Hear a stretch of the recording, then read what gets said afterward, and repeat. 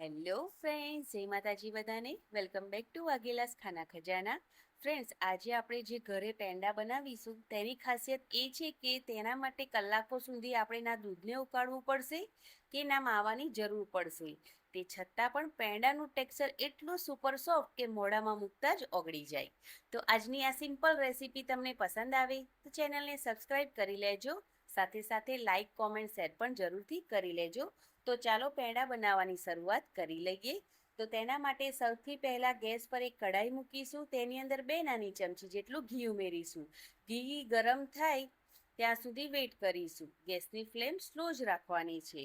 ઘી મેલ્ટ થઈ જાય એટલે તેની અંદર 2 વાટકી જેટલો આપણે ઉમેરી દઈશું મિલ્ક પાવડર. મિલ્ક પાવડરને ઘી સાથે રોસ્ટ કરવાનો છે. ઘી એટલે એડ કર્યું છે કેમ કે મિલ્ક પાવડરમાં ફેટ કન્ટેન્ટ ઓછો હોય છે, એટલે ફેટ વધારવા માટે અને પેંડા બને તો તેનું ટેક્સચર સ્મૂથ બને એટલા માટે આપણે ઘીનો ઉપયોગ કર્યો છે.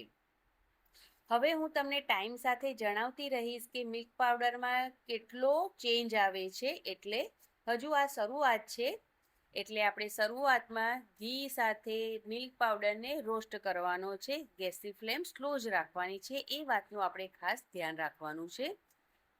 તો અહીંયા સ્લો ગેસની ફ્લેમ પર આપણે મિલ્ક પાવડરને રોસ્ટ કરતા જઈશું.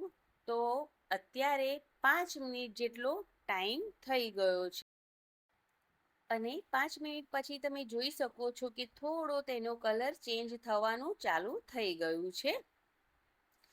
હવે 10 મિનિટ પછી તમે જુઓ કેટલો કલર એનો ચેન્જ થઈ ગયો છે.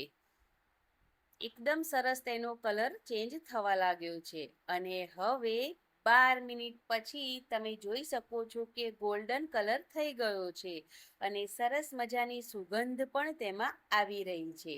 હજુ પણ વધારે ડાર્ક કલર તમારે જોઈતો હોય તો 5 થી 10 મિનિટ તમે વધારે રોસ્ટ કરી શકો છો. મેં અહીંયા તેને 12 મિનિટ માટે રોસ્ટ કરી લીધો છે. અત્યારે આ કલર એકદમ પરફેક્ટ છે. તો તમને લાગતું હશે કે પેંડાનો જે બ્રાઉન કલર હોય એ તો હજુ પણ આવ્યો નથી. તો અત્યારે તમને પેંડાનો કલર એકદમ બ્રાઉન નહીં દેખાય. તમે થોડું તેને વધારે રોસ્ટ કરશો તો થોડો વધારે તેનો કલર છે એ ડાર્ક થશે. તો અત્યારે એકદમ પરફેક્ટ કલર આવી ગયો છે. તો હવે આપણે તેની અંદર રૂમ ટેમ્પરેચરવાળું અડધી વાટકી જેટલું દૂધ લઈશું અને થોડું થોડું તેમાં એડ કરીશું. દૂધ એકદમ રૂમ ટેમ્પરેચરવાળું જ લેવાનું છે. જેમ જેમ દૂધ એડ કરીને મિક્સ કરીશું તેમ તેમ પેંડાનો જે બ્રાઉન કલર છે એ આવતો જશે. દૂધ એડ કર્યા પછી તેને વધારે કૂક નથી કરવાનો, નહીં તો પેંડા સોફ્ટ બનવાની જગ્યા પર હાર્ડ થઈ જશે. તો બ્રાઉન કલરનો માવો બનીને તૈયાર થઈ ગયો છે. માવાને વધારે કૂક કરીશું તો તેમાંથી ઘી છૂટશે, એટલા માટે ઘી છૂટે તેની પહેલાં જ ગેસની ફ્લેમ બંધ કરી તેને મેં નીચે ઉતારી લીધું છે અને ત્યાર પછી તેમાં ઇલાયચી પાવડર ઉમેરી તેને મિક્સ કરી લીધું છે. 2 થી 3 મિનિટમાં છે દૂધ નાખ્યા પછી તેને કૂક કર્યું છે. હવે તેને માવાને ઠંડો કરવા માટે સાઈડ પર મૂકીશું. ત્યાં સુધી તેની અંદર એડ કરવા માટે ખાંડનું બૂરું બનાવીશું. તો તેના માટે ગેસ પર પેન મૂકીશું. ગેસની ફ્લેમ સ્લો રાખીશું. ત્યાર પછી 1 વાટકી ખાંડ સાથે 1 વાટકી પાણી ઉમેરી ગેસની સ્લો ફ્લેમ પર ખાંડ ઓગળે ત્યાં સુધી તેને આ રીતે આપણે સતત ચલાવતા જઈશું. ખાંડ ઓગળી ગઈ છે ત્યાર પછી આપણે ગેસની ફ્લેમ હાઈ કરી દઈશું અને ગેસની ફ્લેમ હાઈ કરી તેને સતત ચલાવતા રહીશું. એકદમ સતત ચલાવતા રહેવાથી તેની ઉપર બબલ્સ દેખાવા લાગશે. તો આ રીતે આપણે સતત ચલાવતા રહેવાનું છે. ટાઈમ બિલકુલ નથી જોવાનો, આપણે તેના કરતાં ઇમ્પોર્ટન્ટ છે બબલ્સ પર ધ્યાન આપવાનું. તો આ રીતે સતત ચલાવતા રહીશું. તો અહીંયા વધારે પ્રમાણમાં બબલ આવી ગયા છે તો થોડું અડધી ચમચી જેટલું ઘી ઉમેરી ગેસની ફ્લેમ આપણે બંધ કરી દેવાની છે અને સતત ચલાવતા રહેવાનું છે. ચલાવવાનું છોડવાનું નથી. ઘી એટલે એડ કરવાનું કે આપણો જે પેંડા છે એ એકદમ સરસ સોફ્ટ બને એટલા માટે. હવે આપણે ગેસની ફ્લેમ બંધ કર્યા પછી પણ તેને આપણે સતત ચલાવતા રહેવાનું છે. જેમ જેમ આપણે ચલાવતા જઈશું તેમ તેમ તેની અંદર વ્હાઈટ આ રીતનું મિશ્રણ રેડી થશે. અને હવે આ મિશ્રણ એકદમ ઠંડુ થઈ ગયું છે અને હવે સફેદ ખાંડનું બૂરું પણ તૈયાર થઈ ગયું છે. તમે જોઈ શકો છો સતત ચલાવતા રહ્યા એટલે એકદમ સરસ ખાંડનું બૂરું રેડી થઈ ગયું છે. તો તેમાં તમે જોઈ શકો છો કે ગાંઠા પડી ગયા છે.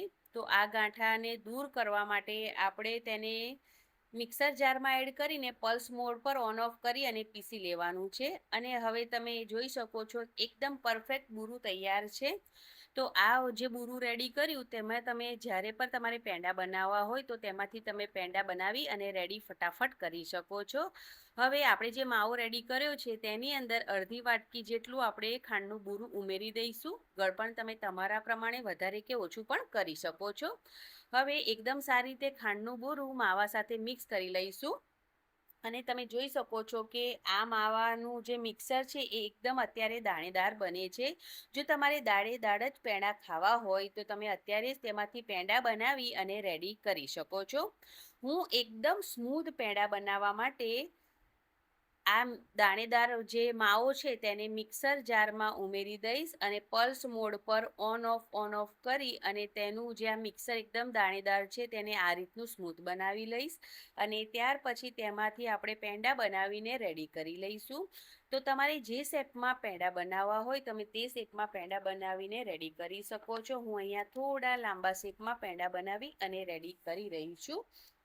તો અહીંયા બધા જ પેંડા એકદમ સ્મૂથ રીતે આરામથી બની જાય છે અને ફટાફટ બનીને બધા જ પેંડા રેડી થઈ જાય છે. તમે ગોળમાં પણ પેંડા બનાવી અને રેડી કરી શકો છો. હવે બધા પેંડા મેં અહીંયા બટર પેપર પર બનાવી અને રેડી કરી લીધા છે. તો બધા જ પેંડા રેડી થઈ ગયા છે. ત્યાર પછી આપણે જે ખાંડનું બુરું બનાવ્યું હતું તે ખાંડનું બુરુંમાં થોડું વાટકીમાં લઈ આ રીતે તેની ઉપર ખાંડનું બુરું આ રીતે કોટ કરી લઈશું.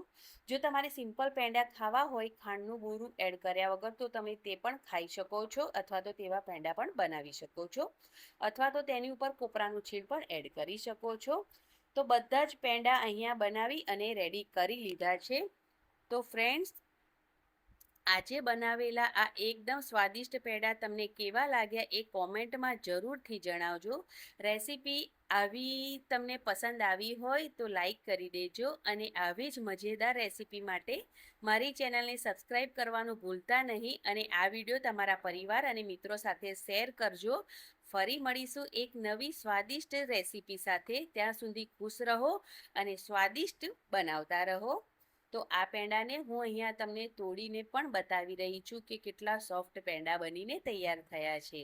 તો આ તહેવારો પર આ પેંડાની રેસીપી જરૂરથી ટ્રાય કરજો. Thanks for watching. આવજો.